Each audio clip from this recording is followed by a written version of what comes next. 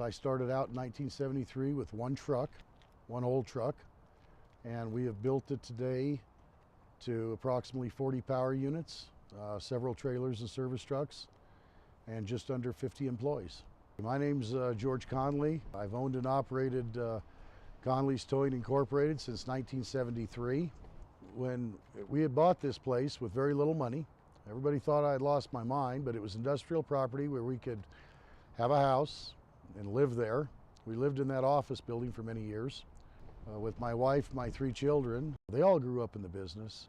When I started, John was about 4. Stephanie was about a year old, and Connie hadn't even been born yet. You know, when you're 4, I mean, and your dad's in the towing business, as you start growing up, that's all you remember. I mean, is the towing business. They've been through us with a lot of the storms over the years where Dad might not have been home, or Dad didn't make one of their school recitals because Dad was working in a snowstorm. It is the American dream to own your own business. My oldest son, John, is involved as the operations manager. My middle daughter, Stephanie, works the accounting office. She's my bean counter. My youngest daughter, Connie, is taking over as the assistant operations manager, and she works dispatch and just does the other 30 things involved in running the business. They have every intention, if something happens to me or my wife, that they'll continue on. One of the issues we've got is how to transfer everything over to them without them paying so much in inheritance tax that it will cost them a third or half the business. I've got 5 grandchildren. They're all from the ages of about 21 to 3.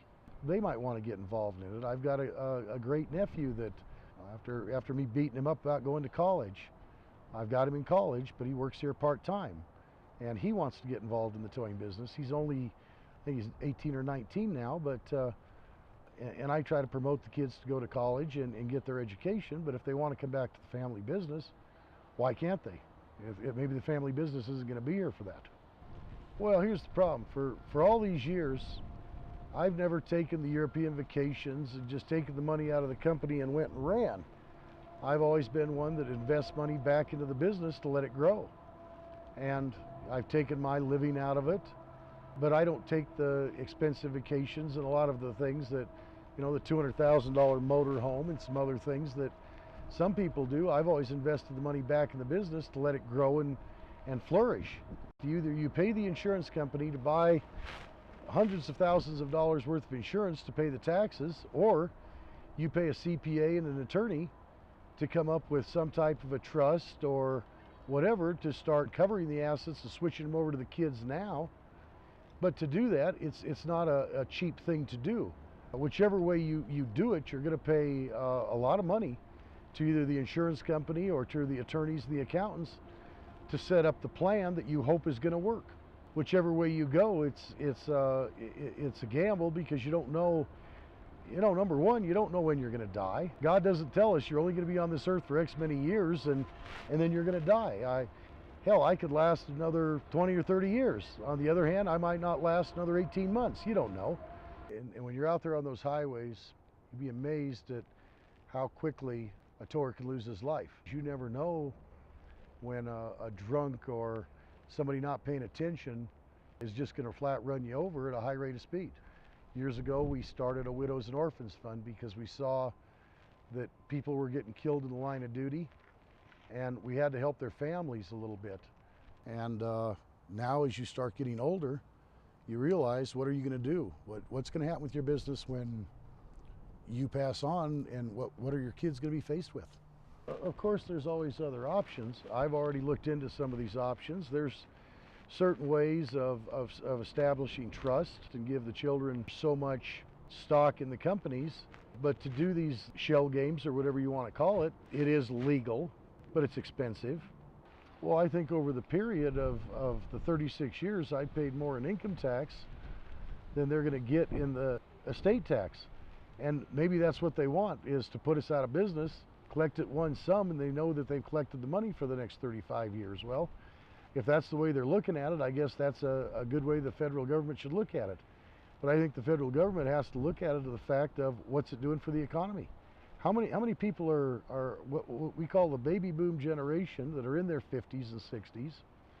They wanted to let their business go on to their children, and now they can't do that because of the estate tax. Are the children going to be able to maintain the business by cutting it down, cutting it back? Is that going to behoove them?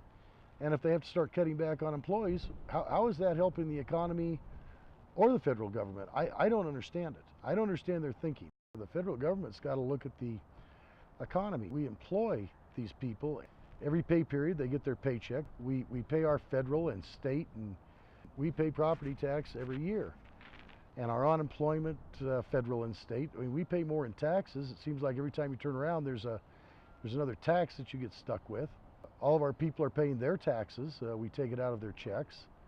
We send that money to the government, and I would think that they would stop and think about putting a small business like this down the tubes, or cutting it back, say even by a third or half. By doing something like that, is it behooving the economy? If it's not good for the economy, why is it good for the federal government?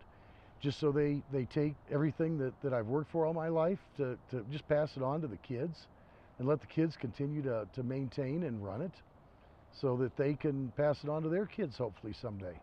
You know, the one thing that has really kind of gotten to me, right before I hit 55, they started contacting me wanting to do my estate planning. And I met with them, and basically what they want to do is they want to sell you more life insurance to cover the estate taxes.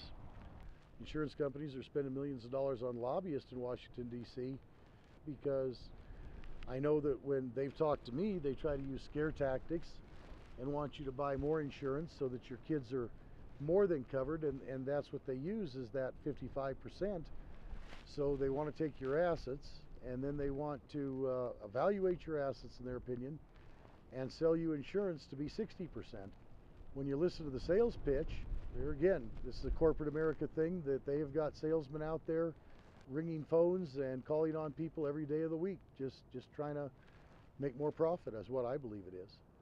You know, when I was 30 or 35 or 40, I never had an insurance man call me that much. This guy's on the phone with me every other week wanting to set up a meeting or have me come to his office, and we need to talk about this. And it's just amazing how much they chase you when you become my age and they know you have some assets that the government's going to take their share of.